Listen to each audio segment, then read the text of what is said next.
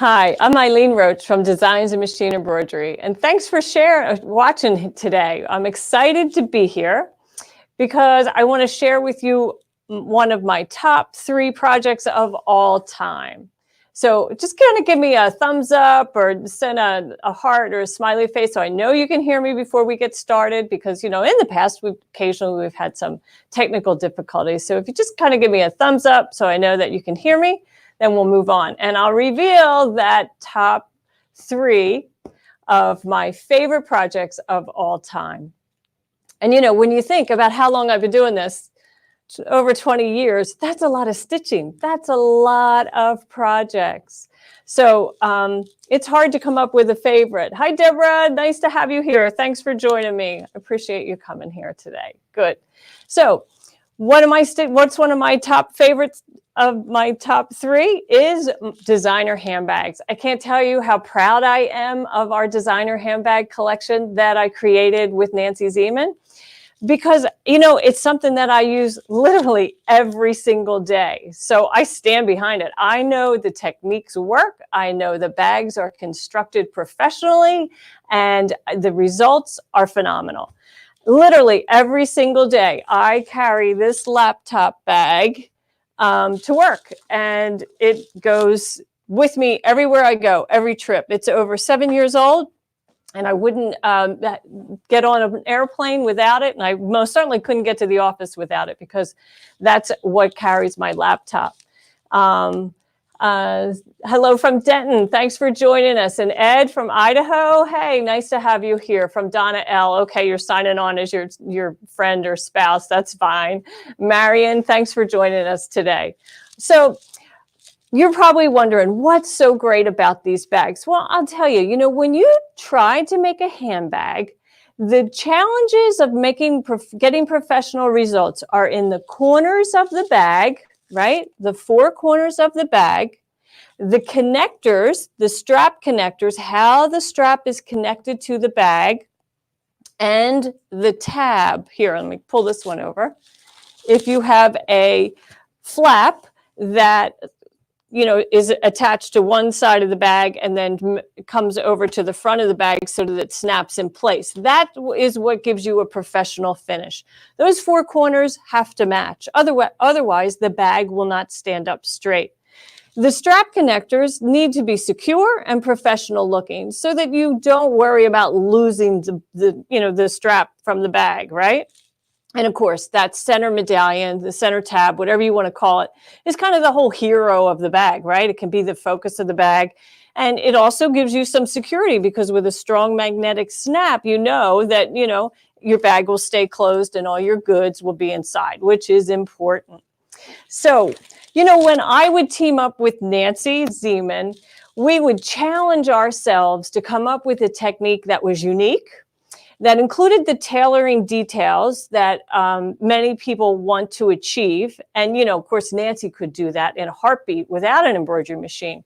But I'm not that great of a seamstress as she was. So I looked to my embroidery machine to do those intricate tailoring details. And boy, did we have fun. So let's take a look. I'm going to switch over to some images to share with you. And then we'll get a close-up look at the tab design so you see how that works. So here is the bag that I literally carry every single day. That stripe that you see in the center of the bag is just kind of like an athletic webbing that I sewed to the bag to give it some extra dimension. On the back is that zipper pocket, so I can use that back of the bag as an actual pocket because the zipper's on the bottom, or I can open it up so I can slide it over my luggage handle. I love that. It's so handy.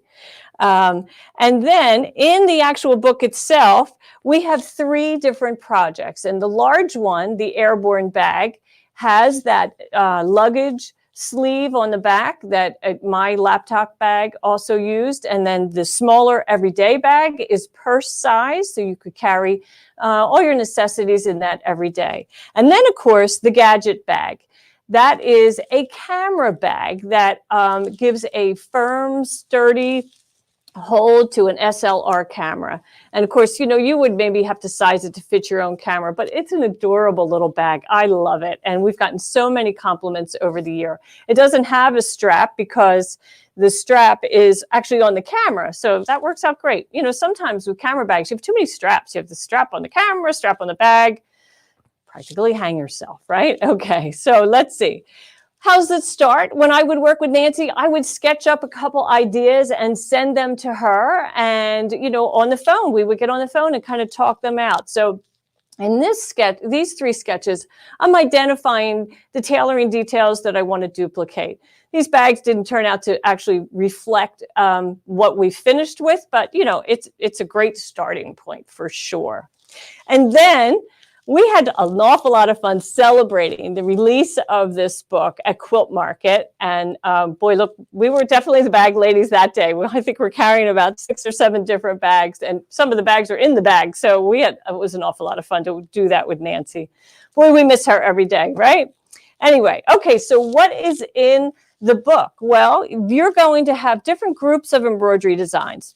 These aren't your typical embroidery designs. They aren't beautiful flowers or animals. These are functional embroidery designs. They're going to add a little fashion flair to your project, but mainly they're going to add those tailoring details that are built into the design to let you achieve perfect results. So the categories are the tab designs, the corner designs, and then the connector or strap designs.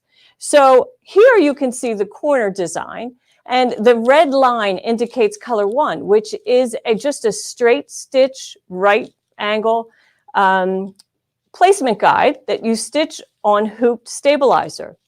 And then you place your prepared rectangle right on that outline, putting the bottom corner on the outline, stitch the next color, which adds that applique and decorative stitching. And, you know, when you take that out of the hoop, you're going to have to repeat that on the other corner of the bag, and then also on the back of the bag on both the right and the left. And then it's time to do the connectors. Now, the connectors are absolutely ingenious. And let me bring one of these, this one over here. It is you can make a pre-cut applique of the connector. That's really the best way to do it, so that you don't have to take your bag front or back on and off the machine as you trim applique. So I do a pre-cut technique, meaning I prepare those appliques first, all with a digital file. You could use a cutter, or you could just use your embroidery machine. And then placement guides are included on the actual placement of adding the connectors to the bag. And of course, it finishes it with a beautiful satin edge. That strap is never coming off. It's never coming off that bag. Okay, and then the tabs are what are really kind of cool, because you're actually going to, you know, add the magnet and all of those details. So let's head over to the tight camera so you can get a look at how that works out. Okay, so here is a finished tab that I've already finished. So this is the decorative quilting on the outside, and here we have the magnet is already attached on the inside. And so let's take a look at the steps. So the first thing we're going to do is stitch the tab home decor bond design on this heavy interfacing. It's not that heavy, but it's got some real strength to it. It is, the brand that I've used is Decor Bond. So it's going to include this outline, these alignment marks, and a circle. So take that out of the hoop and then trim on that cut outline. So you're just right on that stitch line, you're just going to cut that out. Don't pay any attention to the circle. And then you will hoop your lining fabric and stitch the first color, which is the outline of the tab, and again, those alignment marks. And then you take that off of the machine and place your prepared interfacing on the lining and place it back into the machine, and then it's going to stitch down another circle. And actually, in the book, I think we tell you to add another square of interfacing, because this is where your magnet is going to be. So you want to add another square, stitch that circle, And then this comes out of the hoop and we trim it. We trim it 1/4 inch or more outside of that outline, and you add your snap. So this is the right side of the lining, and this is the inside of the lining.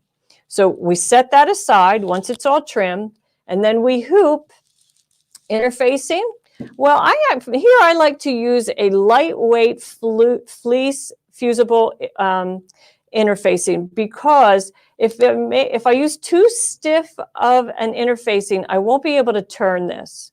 So just add a very lightweight fusible fleece. Stitch the first color, which is the decorative quilting. Isn't that pretty? And then also those alignment marks. Then we take our lining that's already been prepared with the magnet, and we align those alignment marks, stitch the next color, which is the tack down. It's actually the seaming. It will go around twice. Take that out of the hoop and turn it, and then there you have your finished tab.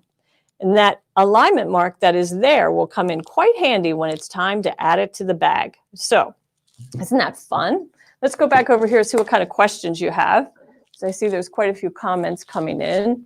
Does it include an SVG file? No, it does not include an SVG file too, Marcia, but many cutting programs allow you to convert them into an SVG or FCM. So those bags were made a little bit before the time of the digital cutters. And Marion Phillips, you love Nancy Zima. Boy, so did I, and I miss her every day. So how do you put it all together? Well, that's a good question. So here's a bag that I have used as a sample all over the country. And in fact, when I used to teach with my sister Marie, you know, I'd have all these beautiful bag samples, and then I would get to this one and she'd go, yeah, and that's the one she made for me because it's not complete. So I'll never forget that, I can tell you. So this is what your bag looks like. Let's take a look. So you've already added your corners, right? And you've added your strap connectors, and we even have our magnet attached to the bag. And then we have these big cutouts. Of course, in the book itself, we tell you how to reinforce the bottom, and there's all kinds of different tips and techniques on doing that and sewing this down so you get a nice square bottom. Notice how the edges are curved so that those sharp edges don't cut through the fabric. Then we just take the bag and we match the seams, the top edges, but what is really important here is to match that applique, because this is going to be the side of the bag, you know, and it will be very noticeable if it's not aligned. And actually, in a moment, I can show you one that was a mistake. So when I sew this, I put the clips on, and then when I go to the machine, I actually stitch here first. Just take about 2 inches of stitching, and then check my seam. Make sure those appliques are aligned across the bag, and then finish sewing. And once that is all seamed together, we would most certainly press our edges, and then this folds together beautifully. And this would be, you know, pressed open. And then we just stitch along that outer corner, and there's your boxed bottom, absolutely perfectly finished. So let me show you what happens when you don't do that. I probably have a really bad, yeah, here's an example of a really bad one. So you see how it does not align? This sample was not intended to actually be used. You know, we have often when you do television, you have to make a front multiple times. So I had to make multiple fronts. And then when it came time to actually put them together, for whatever reason, they weren't cut the same size. So anyway, but it's okay. It's a beach tote, right? And it's best when it's sandy, I can tell you that. Anyway, that's why you want to make sure you match those appliques first. That's really important. So we had so much fun with that bag and all of those bags. Oh, wow. People are tuning in from all over. Karen, you're up in Ohio. Thanks for joining us. Hello, Birdie and Sharon and Moline. Nice to have you here today. We said, well, let's do another one. And this time we decided to include grommets. So let me show you those bags. These are the bags. Now, there's very little very little embroidery on this bag, right? All it is this suede applique on the corner and those grommets. That's the only thing that's absolutely, made on an embroidery machine. But boy, it really gives professional results. This is a big, bold print. And I want to show you a same size bag, but in gray. And now notice, it's interesting how large this print bag looks compared to the gray. And in reality, they're the same size. So if you're looking for punch or, go bold, think about pattern instead of actually making a larger bag. Because, the larger the bag, the more stuff you put in there. That's not necessarily what you want, right? So the grommets are a whole different, technique. And let's see, let's go over here and take a closer look at Designer Handbags 2, which is Handbags 2 designer knockoffs. So here are the multiple bags that are included in this project. There's that small little clutch. And then there's also the that outer pocket and with that lace edging. And I'm actually, this scarf that I'm wearing today, I use that lace edging to decorate a scarf. So, these designs are pretty versatile. Okay, here are all the designs that are included in designer knockoffs. And as you can see, the first two designs are tiny little handbags. Well, they're intended to be used as a label inside the bag, which is a lovely touch if you are making a bag for somebody and you put their initials inside the bag. So this gives you a really lovely placement, a place to add those initials, and it's just super cute, right? I love that. So you can see on the clutch, the small clutch, we have a really pretty lace design that's included to decorate the center of that clutch. And now you see those corner appliques, similar to what we showed earlier, but now the grommets get a little different. So we have some starburst and just some run stitches, some polka dots, and diamonds that surround those grommets. So they make for, just a pretty kind of explosion of color around the grommet. So this is what happens when Nancy and I would tape. So, taping would be on Thursday and I would arrive in Beaver Dam on Tuesday. And by now, at this point, we've had lots of conversations and many emails back and forth, and we have a fairly good game plan as to how many sew outs and step outs we need.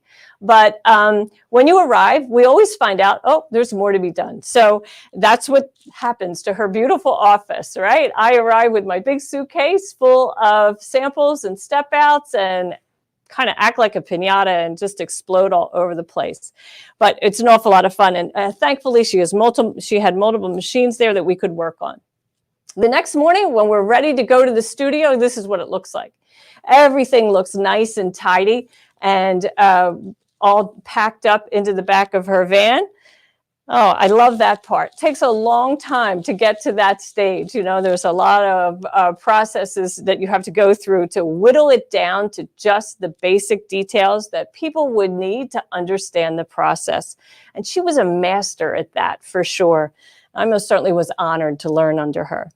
And then when you arrive at the studio, it's business there, right? It's Wisconsin Public Television, a very professional studio, and the set would be spotless, everything in its place. And then we would arrive, and eventually there would be a lot of laughs. It wasn't always like that. Some of it can be kind of stressful and tense, but at the end, by the end of the day, we always had a great time. And I just want to give a shout out to Cassie and Leslie, who were Nancy's longtime camera women at Wisconsin Public Television. And boy, they sure made it a lot of fun. When you taped at Wisconsin Public Television, all of the crew are on earphones and microphones talking to each other. And Nancy and the guest do not have the headphones on. So when we're taping, of course, everyone's quiet, but there's a lot of downtime and there's a lot of prep and so forth. And so we'd be sitting at machines and punching numbers into the machine or so forth. And then everybody would crack up and you're like looking at each other like, what's that? But it was just a lot of fun. And then in a tense moment, Nancy would stop and share a blonde joke, which always broke the ice. And that was super fun. So absolutely, the handbags are part of our #1 in my top 3 projects that I've made in these 20 years. So kudos to Nancy for working with me on that. So Teresa, you say the hardware scares you. Why does it scare you? It shouldn't scare you because you're talking about the clutch hardware, right? The challenge about the clutch hardware is making sure the design that you're using was designed for that hardware itself. And as long as you use my design and purchase our hardware, it's absolutely going to fit. The other thing that's a little tricky is you're worried about getting the edge of that clutch in between that tiny opening in the frame itself, right? I know. I understand. So what you do is you edge stitch the clutch itself all the way around the top edge, and then when you go to slide that into the frame, fits perfectly. Fits absolutely perfectly. And how do I know that? Well, because we bought the frames, we designed the bags, and then boy, I sat there trying to shove that thing in there, and it would not fit. You have batting or some kind of interfacing inside that clutch, and that can really be challenging. So you most certainly want to flatten it. And edge stitching is the best way to do it. And then that edge stitching is hidden in the frame itself. So you don't have to worry about that being seen. You're also going to use a little glue you're going to drop a bead of glue into that frame so that it holds it permanently. And some people like to use a pair of pliers to pinch that frame closed more. And that's fine to do. If you're going to do that, protect the frame with fabric or suede or batting or interfacing, whatever. Just fold a little piece of fabric over that frame, put the pliers, apply pressure, and it'll squeeze it down and hold that nice and tight. Now, would you use it if you're going horseback riding and you got a heavy iPhone in it? Probably not. But if you're just going to be, dinner and, kind of careful of what you're carrying, then it's a good, safe project to carry for sure. I love them. Okay, so those grommets that we designed come in 2 sizes. They're made by Dritz, and you can usually find them over in the home dec section of fabric stores. So they're really intended for the top of curtains and draperies, but we did double duty and used them for handling the straps on bags, which it's just super attractive, really fun. So let's see. You made the holes as the connectors. So Edward, you made a purse from the other book with the holes as the connectors. Okay, pretty cool. Great. I love hearing how people do things up. Can we use vinyl? Oh, you absolutely can use vinyl on these bags for sure. Now, vinyl, one of the challenges about vinyl is that it doesn't press well, right? And bags really look best when they are pressed beautifully, when the seams are pressed open on the side and the bottom, and you also use your iron to press some shape into the sides to make it more square so it's not just bowed out like this bag is it's suede, it's a home dec suede, and it's also old, but it really doesn't have a nice sharp side panel any longer. So that's the drawback of vinyl. Same with cork, actually. Cork is a beautiful fabric, but you don't really press it. It doesn't get those nice creases, but it's a personal choice. Absolutely. Whatever you decide, it is fine with us for sure.